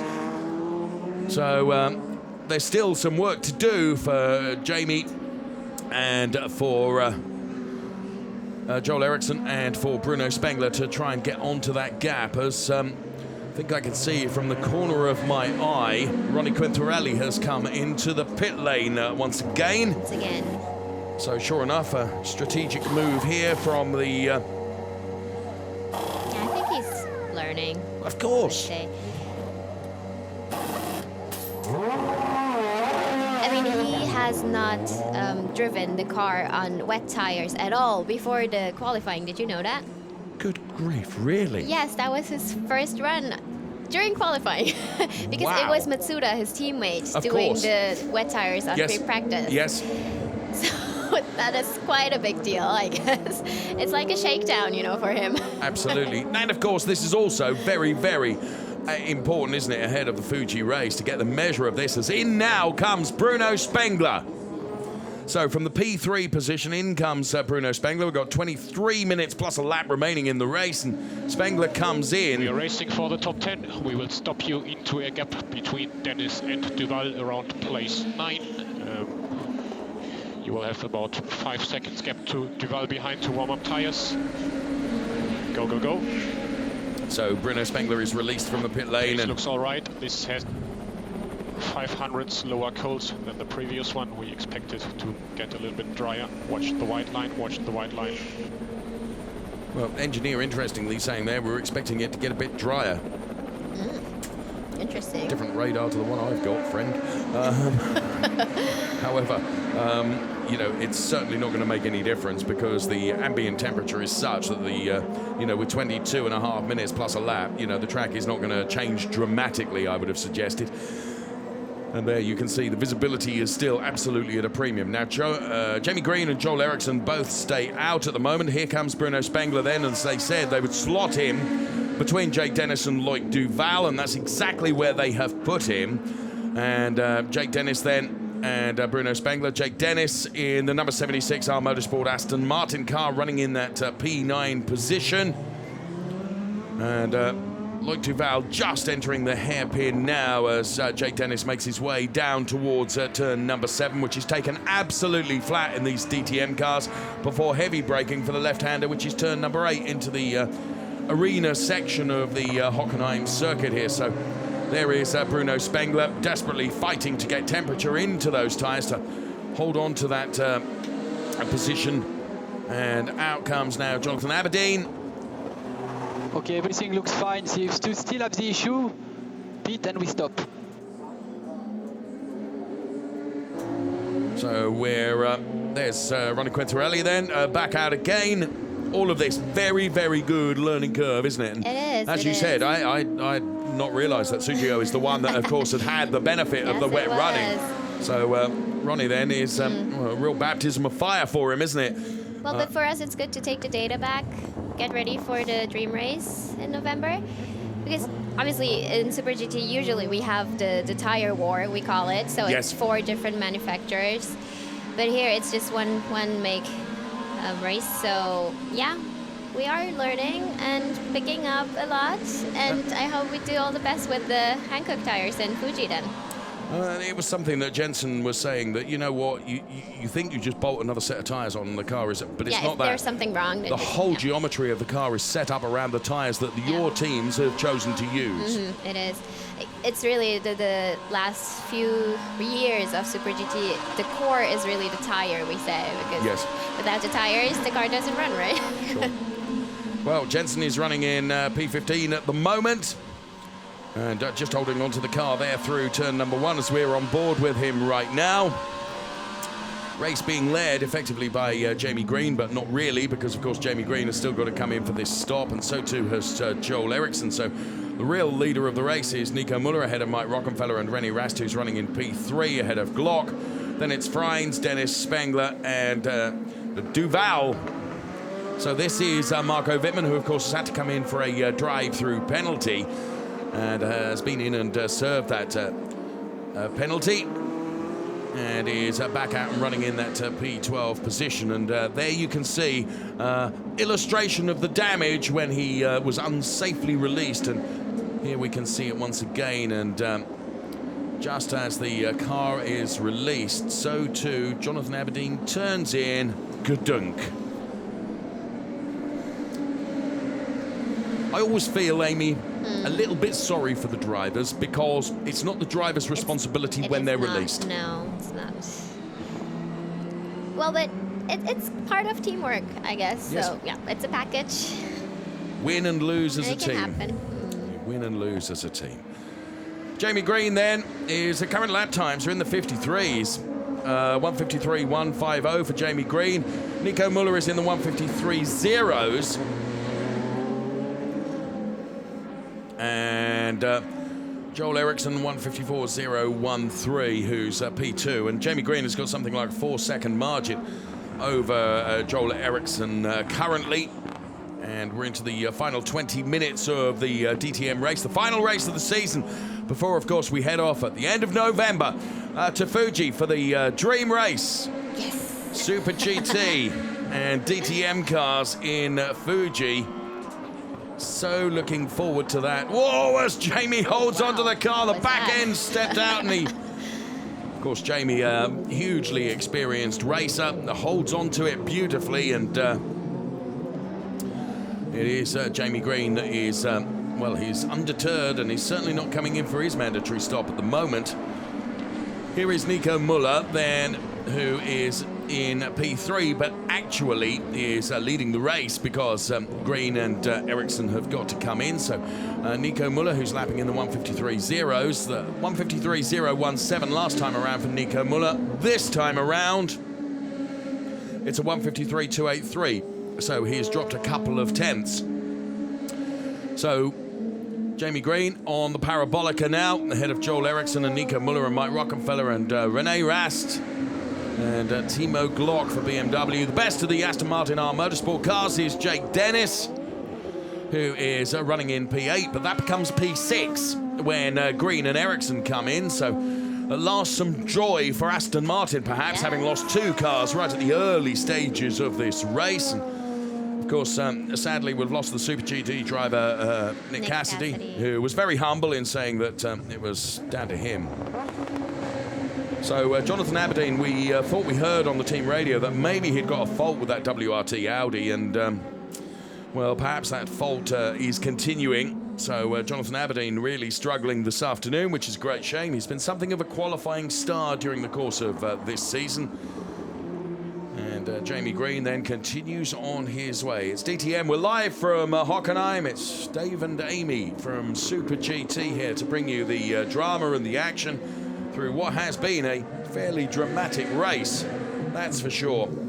As the Super GT cars, 3 of them here on track with DTM. And Jensen Button and Ronnie Quintarelli currently running P16 and P17, but that will become P14 and P15 when Green and Eriksson finally do come in. And there is Nico Müller getting past Ronnie Quintarelli, who did a very good job of keeping out of the way then, didn't he? He certainly didn't hold him up. We have that a lot in Super GT, so yeah. Very gentlemanly. And there is Danny Junkadea, who... Hello, Daniel. He's a great fun guy as well. He is Danny Junkadea. Sadly, who's out of the race because his car appeared to catch fire. So I'm beginning to wonder here whether Jamie Green and Joel Eriksson are going to run right to the end of the race before they come in for their mandatory stop. Who knows? We will see. because they're certainly not coming in on this lap. And there you can see Jamie Green, the British star, who's taken one race win this season. And that win came in the second race at the Nürburgring as he navigates his way around the hairpin now and heads down towards turn number 7 off the back of turn number 6, turn 7, which generally speaking you take absolutely flat before heavy braking before turn number 8, the left-hander into the stadium section of the circuit here at Hockenheim. And there is Nico Müller, who accelerates down now towards turn 7.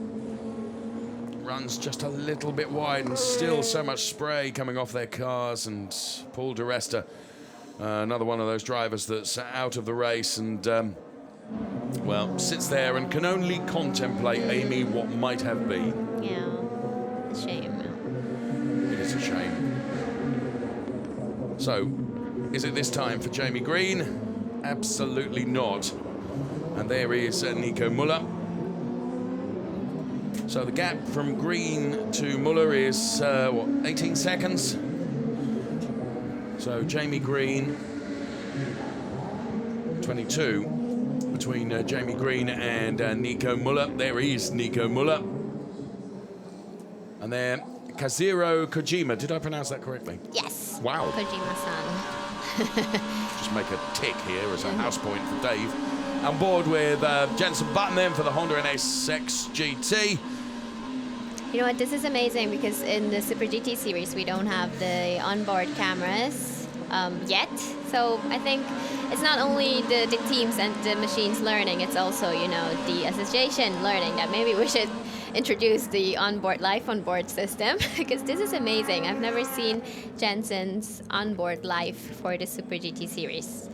And it's interesting because the sound is so different than the ones of the DTM, obviously. And yeah, that is cool from my language.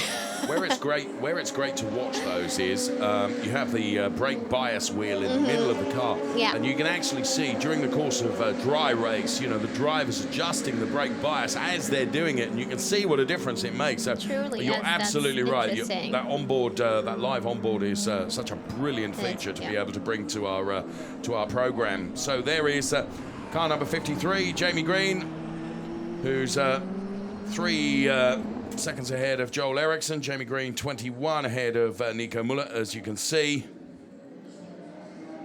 And Audi Sport Team Rosberg are, they just look like they might be getting ready for Jamie Green to come in. And we are anticipating that when they do come in, that they're going to emerge between Robin Freins and Jake Dennis. So in that P7-8 position at the moment, but that will become P6, P7, and there is Nick Cassidy. Unfortunately, all he can do now is watch from the monitors, Amy. So these two, they're at the same age, 25, and they made it champion 2 years ago in Super GT, so they were the youngest champions in history. Fantastic achievement, wasn't it? And I mean, Nick Cassidy, he's still fighting for the championship at Super Formula and the Super GT this year, so... Which is amazing, because they're two very different cars. I know, so... It's so sad to see him, you know, get off the race that quickly. So. Well, I mean, such things happen. They do. Fastest lap now comes from René Rast, a 1:52.5. So he's got the get-go. We're into the final 12 minutes of the race. So we're talking about Nick Cassidy there, who was always a good single-seater racer, I recall, in FIA Formula 3. Obviously, yes. He was a good, very good driver, and he's one of those drivers, Amy, that we say, or I say, you could put him in a wheelbarrow on a racing track and he could still win a race. True. Yeah. Of course, he's also raced in New Zealand and the Toyota Racing Series as well, is that? Yes, absolutely. It was. So he's done a lot of racing in your part of the world as well, hasn't he? Yeah. And do you think, Amy, that helps in terms of the whole cultural thing and the way you race? So I really do think so. In the first few years, he did actually not live in Japan, but then he moved, and now he's really like rooting into Japan. Yeah. I would say, yeah. was talking to Lucas Hour the other day. In fact, Lucas Hour was with me on the air, and I'm pretty sure he lives in Tokyo now. He does live in Tokyo. There you go. Another little tick there in my tick box.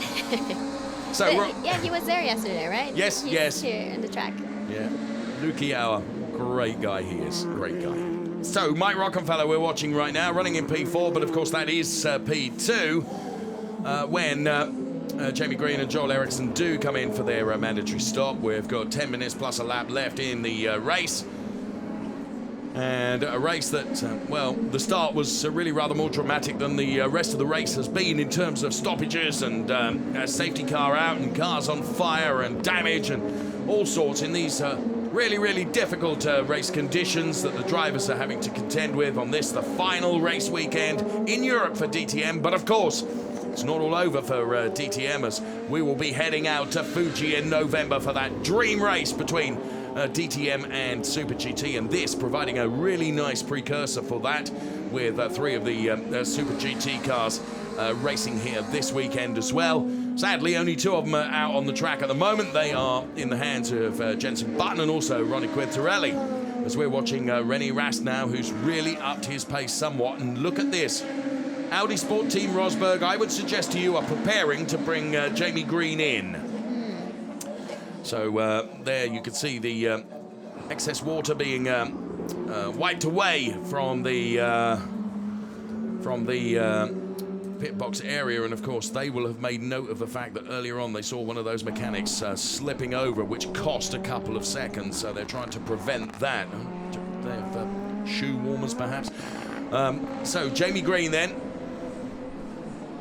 who is 22, nearly 23 seconds ahead of Nico Müller, and doesn't come in on this lap, leading the race. Here comes Jamie Green to break the time beam now.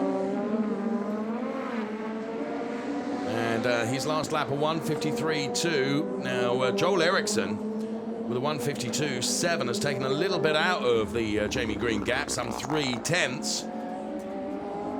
Now, René Rast is another driver that's running in the 52s as well, so good steady pace on the now aging tyres, because you can see exactly when and on what lap the drivers came in for their mandatory stop. And there, Jamie Green around the Parabolica. So at this point, as we watch Jamie Green, Amy, I know that you've got to head back down towards the grid, because you will be conducting interviews post-race for your host broadcasters back in Japan.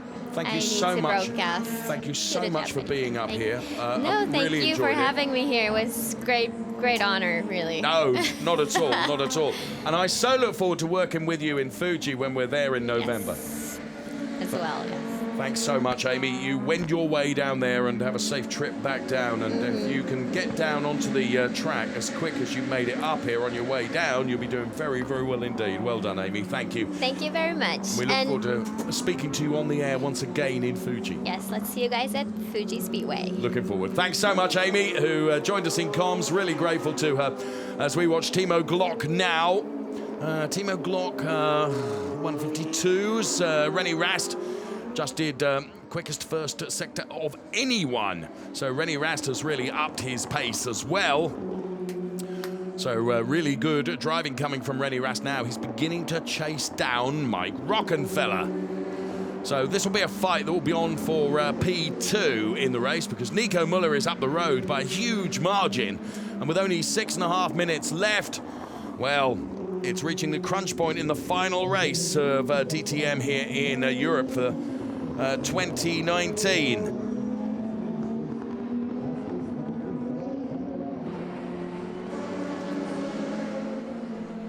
So Timo Glock then we continue to watch. Green and Eriksson still staying out there. And here is René Rast. So Rocky then responding with the fastest lap of the race, 1:52.014. Jamie Green making his way past the backmarking Jenson Button car. Rast, though, does his personal best as well, so lots of changes going on with regards to the time, and Talking of time, we've got 5.5 minutes plus a lap remaining in this DTM race here at Hockenheim in what have been truly rotten weather conditions. The drivers have had to contend with for the entire race duration, which of course was shortened following the red flag and the race suspension because of the Danny Juncadella car, and also the stricken Nick Cassidy car and Paul di Resta another retirement. And here is Jamie Green then continuing to lead the race around the banked part of the Sachs turn, which is turn number 12 here.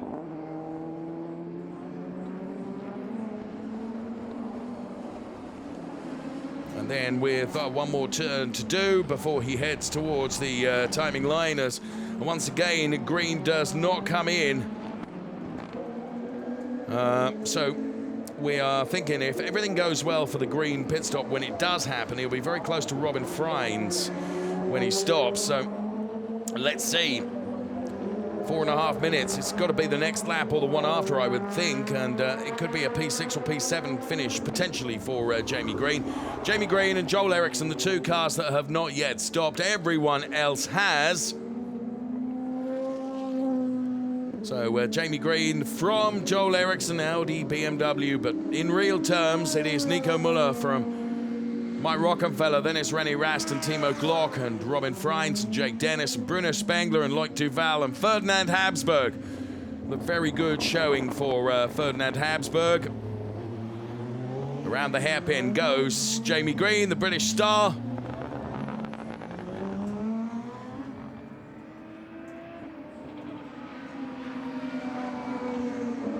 So just checking out the timing screen here, there is 41 seconds between Jamie Green and Robin Freins. So it's right on the cusp now. But of course, Jamie Green would return on tyres which were cold, but he's just got to stick his elbows out and try and make the car as wide as possible when he does return. Here is Nico Müller then, who is effectively the real leader of the race. And there you can see preparations going on to receive both Jamie Green and Joel Eriksson into the pit lane. Nico Müller then. And here is Jamie Green. Is it going to be this lap that Jamie Green comes in? He rounds turn number 15 now. Will he head for the pit lane? No, he won't. It's got to be the next one. And Joel Eriksson doing exactly the same. And basically what he's doing here is strategically making sure he stops as late as he possibly can, so then he will have as little time as possible to have to defend that tyre, that position that he will retake on the track, and therefore have as little time as possible on those cold tyres. So they'll be gearing up for a fight with Freins and potentially Dennis. And here they come then, Jamie Green and Joel Eriksson onto the Parabolica. The gap between Jamie Green and Joel Eriksson, 4.2 seconds. Here is Nico Müller. So Nico Müller is P3, but actually P1. And there you can see the gap between Jamie Green and Nico Müller. And Green to Robin Freins now is 42 seconds. So we're thinking it is going to be this lap that Jamie Green will come in.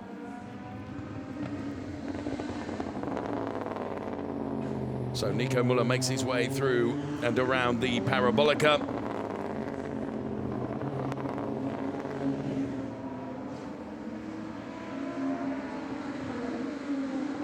And Jamie Green is now entering the Sachs Arena then. So into turn number 12 now goes Jamie Green. So all eyes on the all-orange car of number 53, engineered by the Audi Sport Team Rosberg squad. Bounces across the curbs. Is it going to be this one that Jamie turns into the pit lane? No. So Jamie stays out. Will Joel come in? No. So both Jamie Green and Joel Eriksson stay out. Well, there's no question as to when they'll come in now, because it's got to be the next lap. Got to be. Because we've got 40 seconds left on the clock plus a lap. That is when they've got to come out. And therefore, It's going to be a real dash on the final lap for the likes of Robin Freins and Jake Dennis and Bruno Spengler in terms of the fight between them as they're returning out onto the track. Here you can see the engineers getting ready then to receive Jamie Green in. So he has the remainder of this lap to complete before he will come in. There is Jamie Green now. And Joel Eriksson, who's taken a 10th out of Jamie Green when they crossed the last sector line. So the clock has counted down to 0 now. Of course, effectively, Jamie Green is the race leader, so the +1 lap.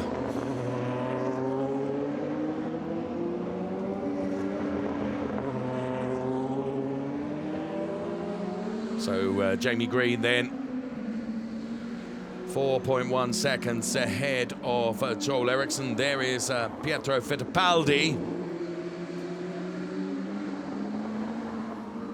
And Jamie Green once again then into the Serena section. And Joel Eriksson also. So we're standing by now as Green bounces across the curbs. And no question about it, as the back end twitches, he comes into the pit lane. Slows the car down to the pit lane speed limit. Jamie, pit lane. Okay, we'll get scrub tires, high pressures, and we fight for P5 virtually. Push to pass available. How many laps? So Jamie stops millimetrically perfectly on his marks. And this is going to be the last lap. Last lap, just one more lap. Out goes Jamie Green. There is Nico Müller, so they're saying going to be fighting with Glock potentially. There goes Rast going through. Sure enough, Jamie Green is out ahead of Timo Glock. So what he's got to try and do is make the car as wide as possible. He will be on cold tyres. Timo Glock's tyres up to temperature. You can see the back end of the Jamie Green car really skittish. And he's going to be defenseless, surely, on the parabolica to Timo Glock. Jamie will do everything he can. And you can see that Jamie Green has got the inside line. Timo Glock on the outside, although we can see nothing because of the spray. Now, as Jamie tries to slow the car down, he makes it as wide as possible.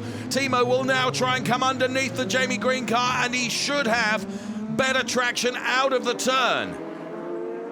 However, this is brilliant driving from Jamie Green on less than optimal tyres, but in the end, he is defenseless against Timo Glock. So Timo does go through. But Jamie Green is, of course, still ahead of the car of Robin Freins, as is Joel Eriksson at this stage. But this is the real race leader, Nico Müller, who has got the backmarking Jensen Button Honda car ahead of him. But Nico Müller, he may not have won the championship, but he wins the final race of the season as he heads towards the checkered flag. Nico Müller wins. Yes, Nico, perfect end of the season. Be careful, there will be the safety cars, exit turn 1. Perfect day, perfect end of the season. And Lucy managed to finish every race of the year. Mike Rockenfeller takes P2, Rennie Rast P3, Timo Glock P4, Jamie Green P5, Joel Eriksson P6, who managed to stay ahead of Robin Freins.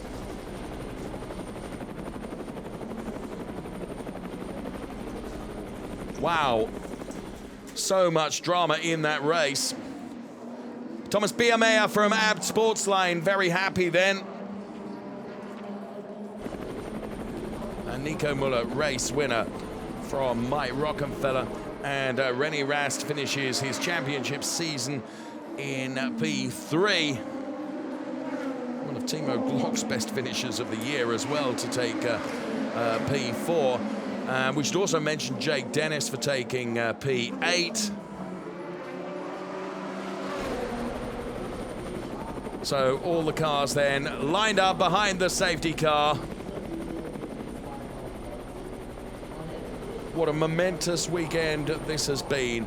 The DTM cars, the Super GT cars, the tens of thousands of race fans, the spectacle of DTM and Super GT together, and the anticipation of the dream race to come in Fuji.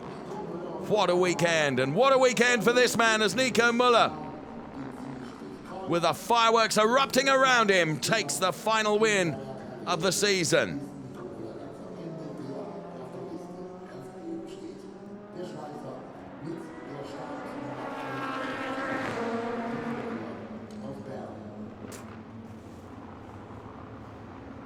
What a shot that is. And forgive us for showing it again, because it is something special.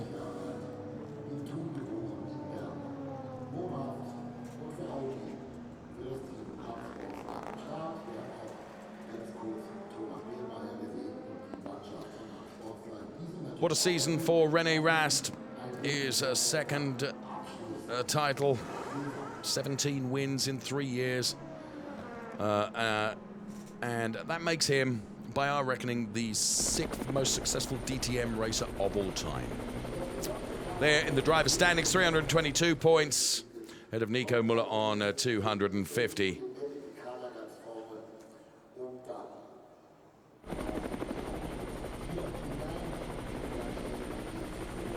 What a wonderful sight that is. You heard the engineer say, be warned, the safety cars are going to join.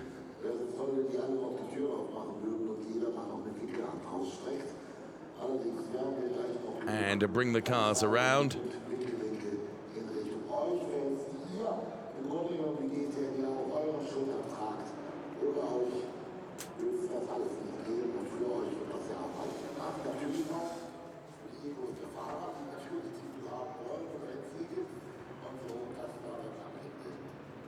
And there, all the sites within the pit lane.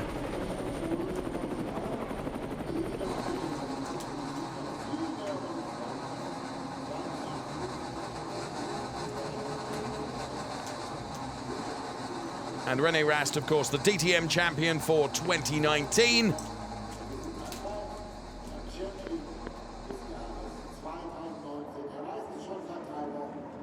And both Nico Müller and René Rast, I suspect, are really rather going to put something of a show on here. Sure enough, as the back end of those cars pirouette in perfect symmetry. The donuts here at Hockenheim, with Timo Glock joining in the action as well.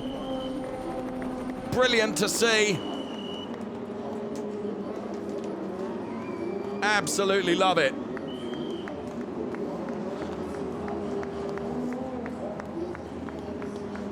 The drivers showboating, and quite rightly so.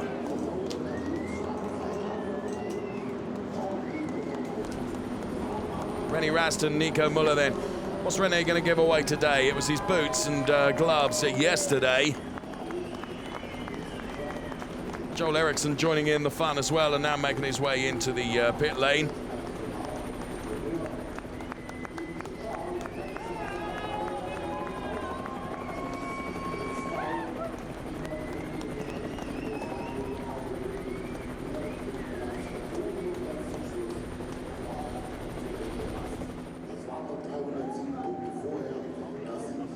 So René Rast and Nico Müller there at turn 16, and the crowd saluting them. René makes his way off the car.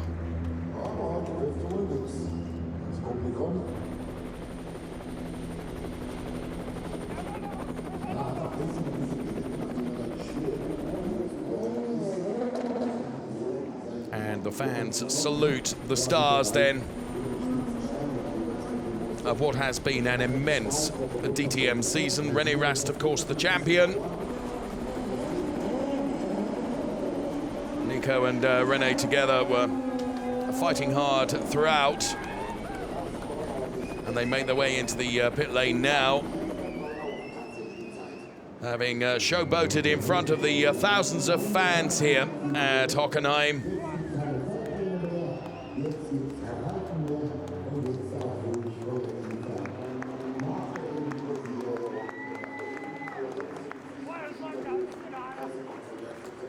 And the fans applauding René and Nico.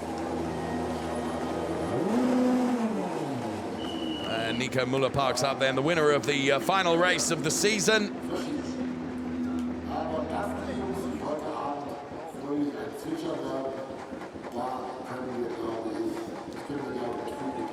And there is Nico Müller out of the car. And now back on top of it.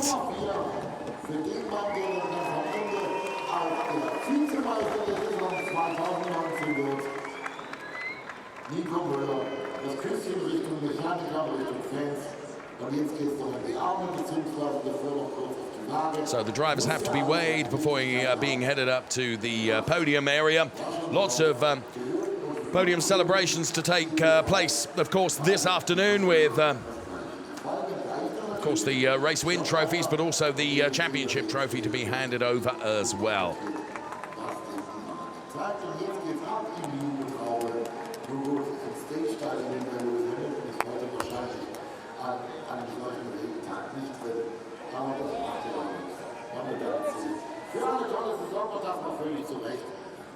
Nicht nur die Fahrer, natürlich vor allem die Mechaniker und Ingenieure haben da Wochen ununterbrochen lang dran gearbeitet, kaum Pausen gehabt. Dazu sieht man noch die ganzen Entwicklungswinter, also die werden jetzt aufrufen. So confirmation of the result then, Nico Müller taking the win from Mike Rockenfeller and René Rast. Ahead of Timo Glock and Jamie Green and Joel Eriksson and Robin Freins. Jake Dennis for P8, then it was Bruno Spengler, P9, Loic Duval, P10. Ferdinand Habsburg taking P11 in this, the final race of the weekend. And final race of the season, Marco Wittmann, P12, Sheldon van der Linde, P13, then it was Philip Eng and Pietro Fittipaldi, Jensen Button, Ronnie Quintarelli, Jonathan Aberdeen, of course we lost Paul de Resta, Danny Unkadea and Nick Cassidy. So the celebrations going on down there. Nico Müller. And heading off up towards the podium now.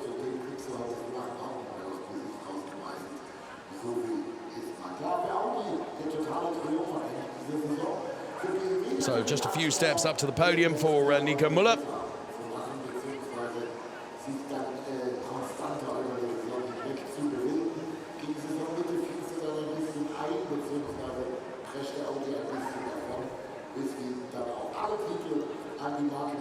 The passion, the spectacle, the glory. Thank you from DTM.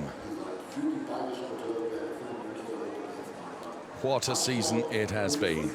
For this man, especially. René Rast, of course, champion. There's Mike Rockenfeller and Nico Müller.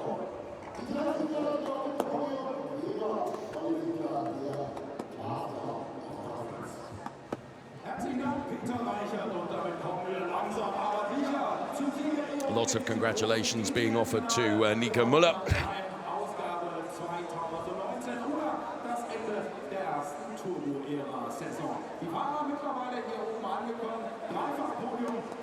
And Thomas Biermeyer, team chief of Abt Sportsline. Here comes the race winner then onto the top step of the podium. It's Nico Müller.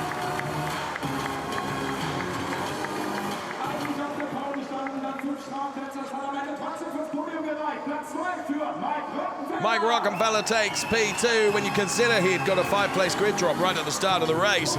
Should have been on pole position. Still manages to get a P2 podium out of it. And P3 for the champion, René Rast.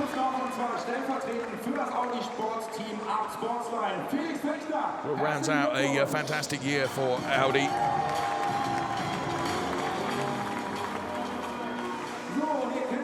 Das Vorgehen, nachdem die Fahrer aufstehen, gibt es natürlich zu Ehren des Siegers, zu Ehren Nico Müllers, die Schweizer Hymne.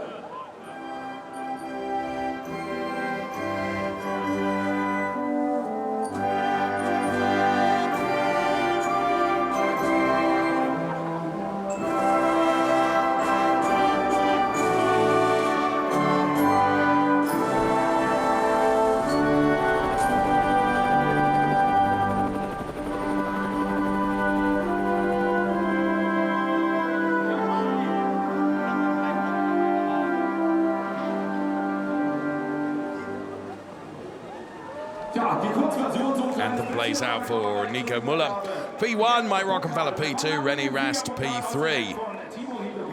Ein ehemaliger deutscher Nationaltorwart mit der Trophäe für Nico Müller, den Sieger.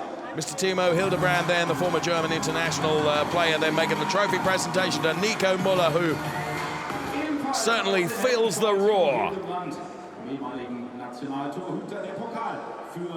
Timo Hildebrand then making the trophy presentation to the teams too. Abt Sportsline, the recipient of that really rather lovely trophy.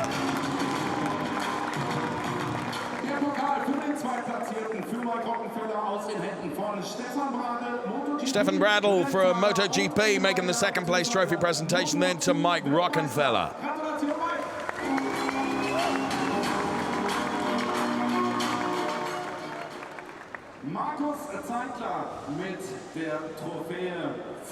And Markus Ziedler, the mayor of Hockenheim, making the trophy presentation to René Rast for taking P3 in the race.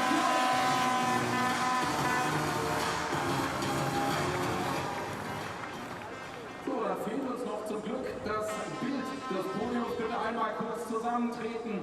Und wenn die Fotografen auch glücklich sind, dann schreiten wir fort zum Highlight der Saison. Aber dazu später mehr. Jetzt erstmal das Foto und dann würde ich sagen, die Offiziellen können langsam abtreten, weil da oben wird es gleich feuchtfröhlich. So the trophies presented for the race then, and time for the champagne to be unleashed.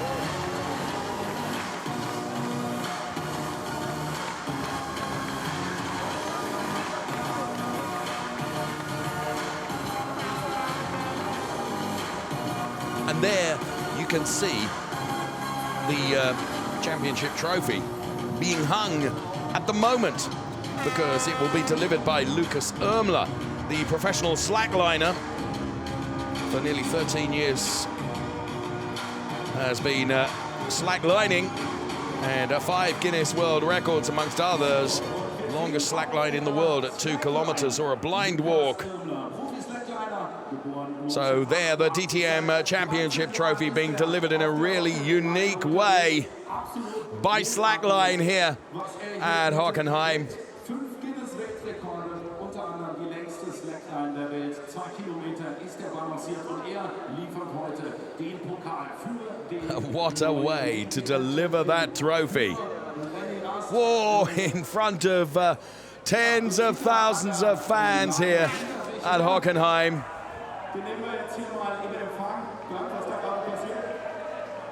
A supreme and unique way of doing so.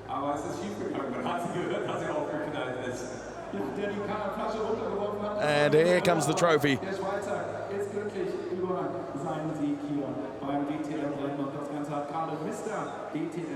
Perhaps not with quite so much elegance as Lukas Ermler then.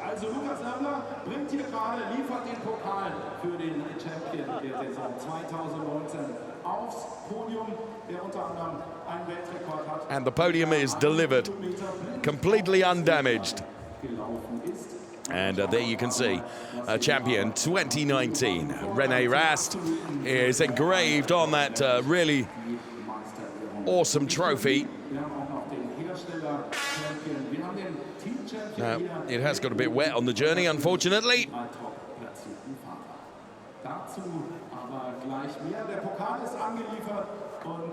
Ich guck mal, frag mal die Offiziellen, sind wir dann soweit, können wir dann langsam weitermachen? Es scheint so, als wären alle hier. And what an extraordinary way for that trophy to be delivered here at Hockenheim. Ja, dann würde ich mal fast sagen.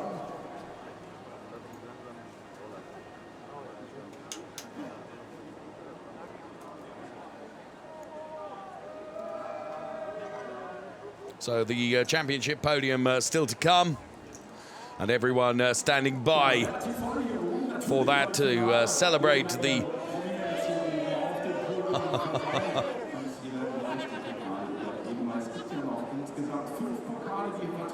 and there is Jamie Green, who finished the race P5. Hello, Jamie. Leaving the mandatory pit stop to the very last minute. And to the very left-hand side of the picture there is Stefan Moser. And there, of course, is a very, very happy team principal.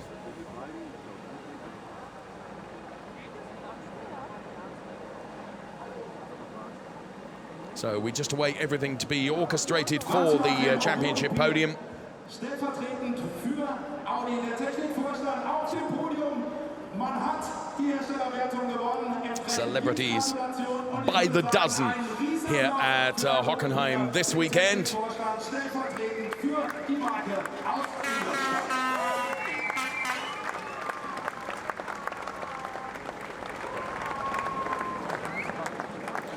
Thomas Biermeier from Abt Sportsline. Arno Sensen. Gesichert, zumindest was die Teammeisterschaft angeht. Über die andere reden wir später. Und wir haben auf dem Podium stellvertretend für das Audi Sportteam Rosberg natürlich den Chef Arno Sensen. Herzlichen Glückwunsch. Arno Sensen then.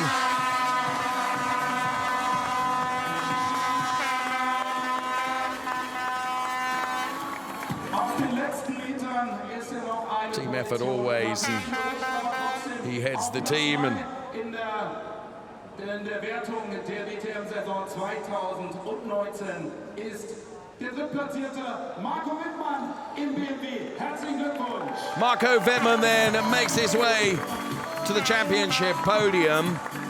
He's been on the top step twice.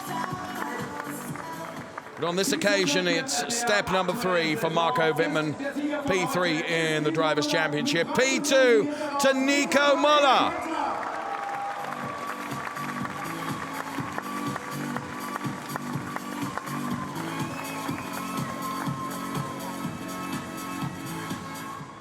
Am Nürburgring konnte er es kaum glauben, als ihm das Team ins Auto geguckt hat, dass er vorzeitig Champion ist. Und der Neue und der schon mal 2017 war, DTM-Champion, heißt 2019 René Rast. The 2019 DTM champion, René Rast.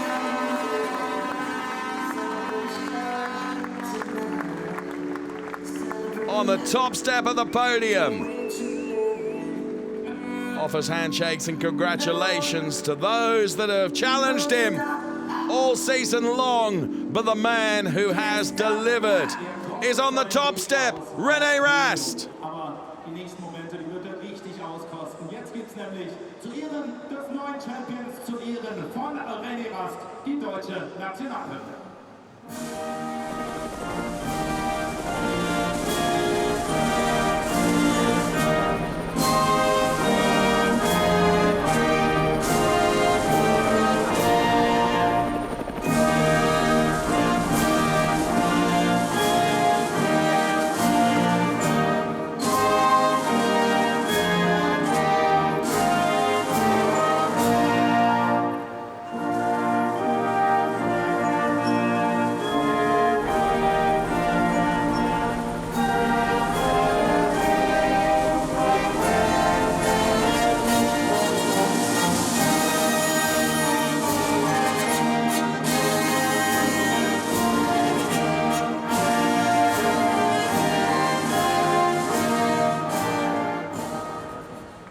So the anthem plays out for René Rast on the top step of the podium, P1 in the DTM Championship for 2019. Fangen wir mit dem Pokal für den besten Hersteller der jetzt vergangenen Saison 2019 an. Und zwar aus den Händen des zweifachen Formel 1 Weltmeisters. Mr. Emerson Fittipaldi then, who two-time Formula One champions, going to make the DTM manufacturers trophy presentation. They're big trophies,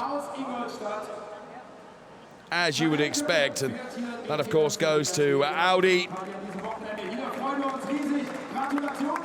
Emerson Fittipaldi making that trophy presentation. DTM champions 2019.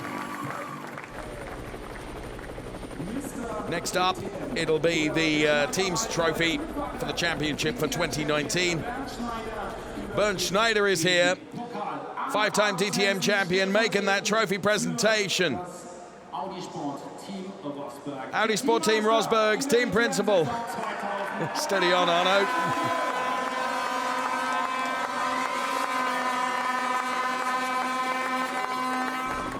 And then, of course, the 1, 2, 3 in terms of the championship for 2019 to be presented. Jochen Mass, who's been here all weekend, makes the third place trophy presentation to Marco Wittmann.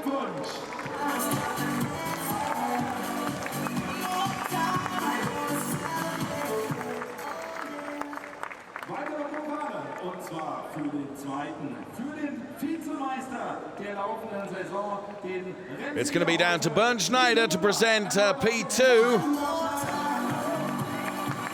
to Nico Müller. Well done, Nico. Second place in DTM for 2019 as Dieter Gas smiles and looks on. So there is one trophy to be done. And that, of course, is for the DTM champion for 2019. As Mr. Emerson Fittipaldi, the two-time Formula One champion, makes the trophy presentation to our champion in DTM, René Rast.